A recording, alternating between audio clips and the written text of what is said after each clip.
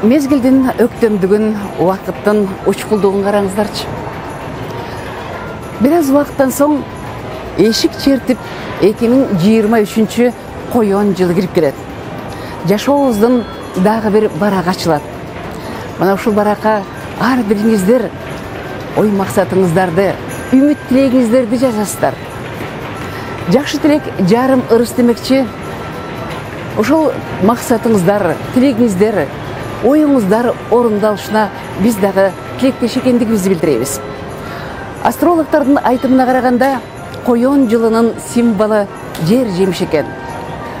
Мына ушул жер жемишке көбүрөөк маани берип, ден соолугуңуздар үчүн кам көрүңүздөр. Ден соолугу чың эл күчтүү мамлекет эмеспи? Мына ар бирибиз мамлекеттин гүлдөп өсүшүнө салымыбызды кошолу.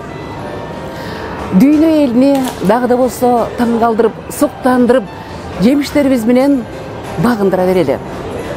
Жаңы жылыңыздар менен, ардактуу мекендештер.